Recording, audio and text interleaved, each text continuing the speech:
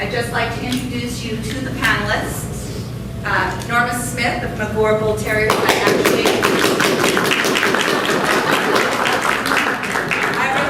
Norma and Gordon have been breeding Bull Terriers since 1972. Next to Norma is Anna Blair.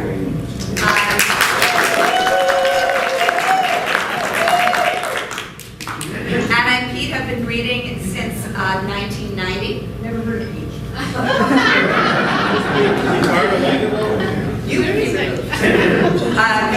Cleo Parker bred her first litter in 1985. Mary Reamer bred her first litter in 1976. And Bob Mile bred his first litter in 1975. So there is a lot of experience represented up at this table, and what we've asked them to do, we gave them questions 3 weeks ago. What we've asked them to do is give thoughtful, reasoned answers to some questions about selecting a stud dog. I know that that's something that generally sends most of us into a tailspin, even if we think we know what we want to do. We second guess ourselves, we listen to too many people's too many different opinions, and while nobody else can solve that question for you, perhaps some of the insights that this panel can bring can help you in the future when you need to make a thoughtful choice about what you're doing and why you're doing it. So the first question we asked was, you need to select a stud dog for a specific bitch. Where do you start when you're looking for a stud dog? So we're going to start down at the end with Norma and work our way right up. Make notes about questions you may have for later. Okay. This one is pretty easy for me because we pretty much follow a pretty strict format in our minds, what we're looking for. We look usually first for a complementary type with a compatible pedigree. And certainly one that doesn't carry the same fault or faults that the bitch has, obviously. And also, if we're doing that, we're looking also for a line that's relatively free of the particular fault we're trying to get rid of. Or virtues, certainly trying to zero in on. Plus, when we're selecting a stud dog, we never choose a stud dog without thinking about what the next step will be. The direction we'll take with that mating. So it's not just for the in the now, what's produced and we're going to be showing or whatever. It's something that we're going to carry on with. So it's carefully thought out. We already kind of know almost where that next direction will take us. So pretty much that's the sort of start for us in looking at a dog. And usually it's line bred. Okay, thank you. Anne? When looking for a stud dog, we always first study our bitch and in our opinion see what we feel she lacks or needs more of. For example, more bone and substance or turn to a head, filter head, better ear placement, etc. We would then study pedigrees and look at stud dogs available as to which we feel would best suit her. If we plan to have a coloured litter, we would also study both pedigrees, assessing the colours of the dogs in the pedigree and what they produce, so we can try to get the best results to produce well-marked colours. We would probably start to plan about 6 months prior to the season, and again think about the next step after the mating and the puppers. Just in the window. Thank you. Cleo? When I do, in some ways it's similar, I will start by looking at my bitch, and I usually will try to focus on one thing that I want to improve on my bitch. And I'll start thinking about it when she's fairly young, you know, like when I've just started showing her, just decided she's a dog I really want to keep her, I'm really serious about breeding her. And then I'll just kind of scan and keep my eyes open, and this will tie into the question you asked later. I've never bred a dog I haven't seen, and I probably never will. And I just sort of keep scanning dogs as I watch them, and I'll see a dog that has something that I like, and then I'll do the investigation on, you know, what in the pedigrees or something in the pedigree that will tie into that thing I want to improve. Are there other things that tie into what I want to improve? And again, as Norma said, trying not to double on things that are faults, but, you know, he may have some things I really don't like, but if my bitch is really strong in that, I'll say, you know, I hope she can carry that, and that's how I do it. I think that when we do it, we're looking at the phenotype and the genotype together. And we're always looking for 3 to 4 generations down the road, like where are you going? And sometimes in certain lines, I think we have blendings of genes that give us a clearer direction. And then in other categories, we have blendings of genes that makes your road in the immediate generation perhaps a little harder. And that's why if you're really thinking ahead, it makes sometimes that first generation that might be a hiccup easier to take to get to your next generation and the next one after that. So, and I think I agree with what everybody else said. You're of course looking to combine your virtues and lessen your faults. And I think that type is the most important thing. And I think that in looking at type, you're considering all the things that fall into that, which include temperament and soundness and all of those things. So that's my answer.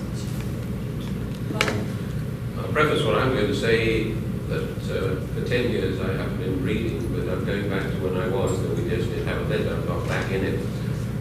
I look upon the dog like I look upon a road car that I wanted to improve its performance.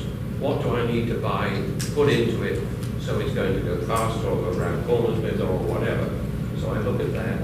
And then I'm very hot on line reading, because line reading will concentrate the stuff you have in your line, and that's what you want to do.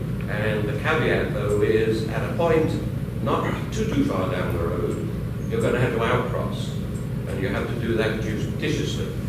And so that's a formula that Lynn and I followed for many years, and we often bred granddaughters to grandfathers and the other way around to help consolidate what we have.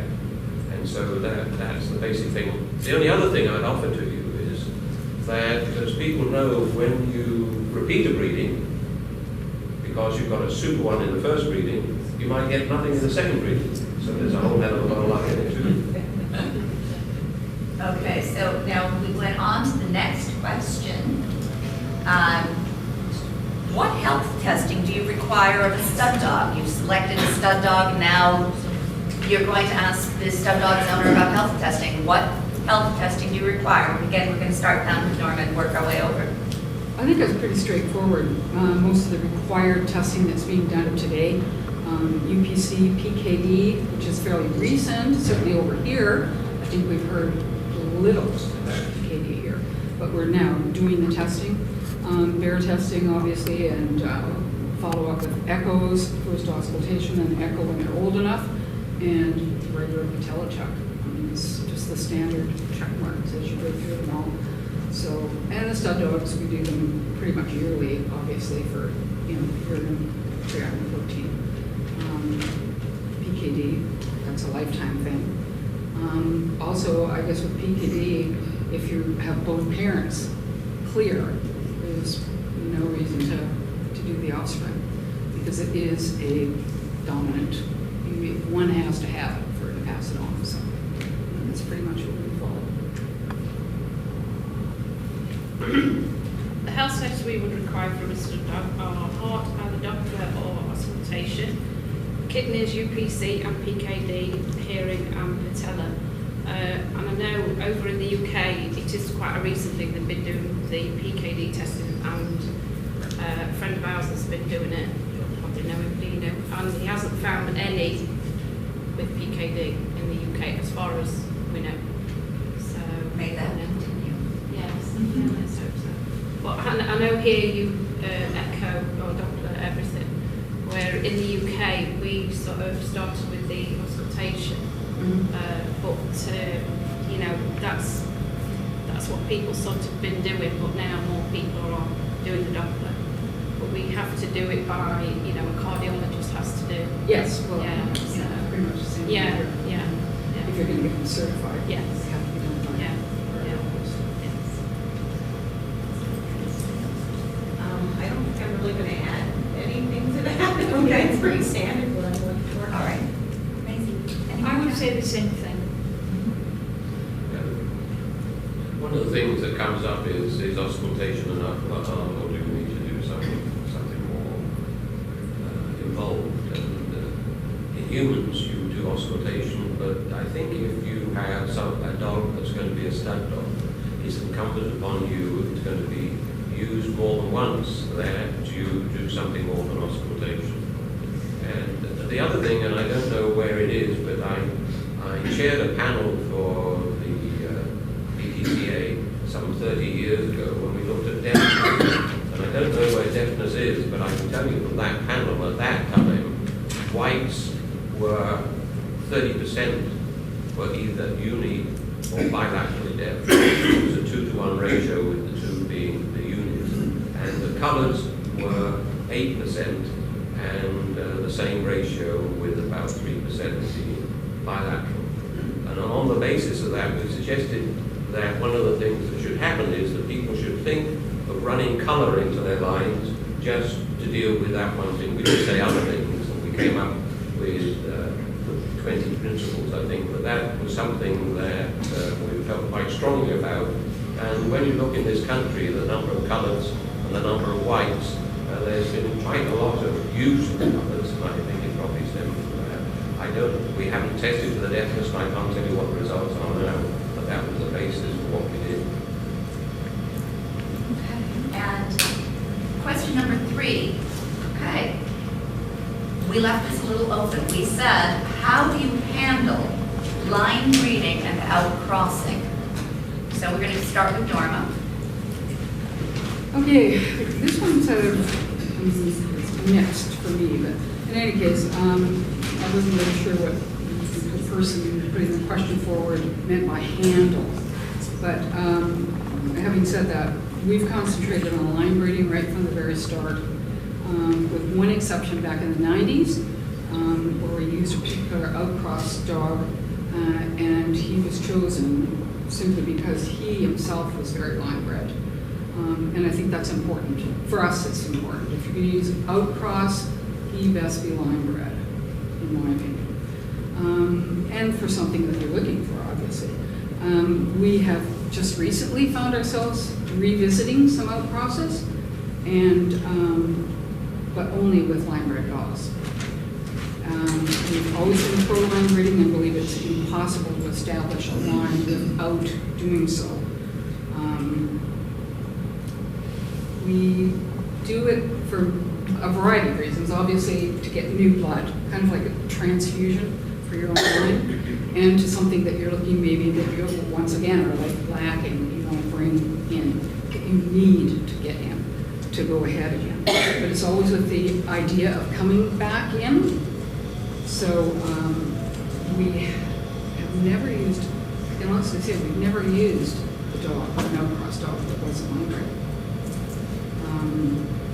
And I think that's the key to sticking and getting, complementary types together and keeping a type. You just can't expect a stud dog who's outcrossed himself to an outcross bed. To me, it would be all over the map. And I know like lots of people do try to do those sort of breedings, but where do you go with them from there? I mean, just where on earth would you go? No. Line breeding is always been about line breeding for us, with judicial outcrosses. And to me, this question sort of leads into like a couple of Raymond's principles. Don't line breed for the sake of line breeding. Line breeding with complementary types can bring great rewards. With unsuitable ones, it will lead to immediate disaster. And the other one he put out there is don't try to line breed to 2 dogs at the same time. You'll end up breeding to neither. So that says it all for me. Thank you, Norma. Anna? Okay. I say what Norma Could get in trouble. Right. We have in the past both done line breeding and outcrossing. But like Norma says, the dog that we've used for outcrossing has been line bred himself. So we've had great results from both. We've been very fortunate to have some excellent quality bitches to our boys, some of which have just been family pets. When we have looked at the bitch's pedigree, it's usually been a pedigree with many of the dogs, which many of the dogs are unknown, with maybe known dogs 3 or 4 generations back. We always try and go and see the litters from our boys, wherever this is possible, and have on a few occasions bought a puppy from the litter. One of these would be our champion, Silverwood Intimate. Her mother's pedigree was sort of about 4 or 5 generations back. It was sort of more known dogs, but then mated into visions and had, good quality puppies from that litter. So, but obviously he was line bred, so, and then obviously I'm just really saying that our best line bred dog has got to have been visions. So, that's basically. Thanks. This one was a little challenging for me because my breeding program is so small. I don't really feel like I have my own line to breed into, but I do pay attention to pedigrees and like to, dogs that I really focusing more on dogs that were top producers versus dogs I thought that were absolutely gorgeous, is to say, okay, that dog really threw some great stuff. He's in this pedigree, multiple times, and I think this is a good match. I haven't. But I do agree with Norma, if you're going to go to dogs that's not related to your, what you have, that you look for a quality pedigree where there's definitely been some thought given to how the dogs are put together and what you're going to breed. I think the only like wildly across dog breeding I did was the one that produced my Silverwood winner, but I didn't have anything that type. He was line bred. My bitch was line bred back to Julius, really Norma's dog. I've been pedigree 5 times, and height-wise, they were a fantastic match and had great litters. So that's my 2 cents on that. But again, having only had 10 litters in my career, I'm not sure that I have my own line or setting to line breed into. And we wanted to make you guys think. Mary? So the thing is that you're looking to see a stamp, right? And to be able to recognize qualities and traits. And I think that the only way that you really get those is to line breed. And I think that we've all been pretty clear on saying that so far up here. And it reminds me of breeding really anything, but cattle comes to mind, just because I was heavily involved in that. And it's the same thing. And you see the thread, right? And that's what we see in our dogs. So from people that have been long-standing at it, and they're breeding and they're combining their genes and they're line breeding. And again, as Norma says, you do these infusions of outcrossing, but usually with another line-bred animal, because that's how you're going to maintain your stamp while not making it too awfully tight. I really not got much to add except to reiterate that you want to outcross to a line-bred animal if you can, and you want to make sure that that animal, stud dog, has got the thing that you want. The other thing I would say, though, and I think it ties in, is that a lot of breeders, well, not all breeders, not the ones in the know, but the ones trying to get in the know, tend to want to put something right in one generation that doesn't work. You've really got to work at it, and 2 generations is usually the minimum to get what you want. The only other thing I'll throw in, you will find when you read that there's something called hybrid vigor that people have to put in, and that comes from outcross to outcross. So it sort of makes you think, and I'm just putting it out there to help you think of it, but I don't know what it means in the long run. All right, and our next question, do you pay attention to color?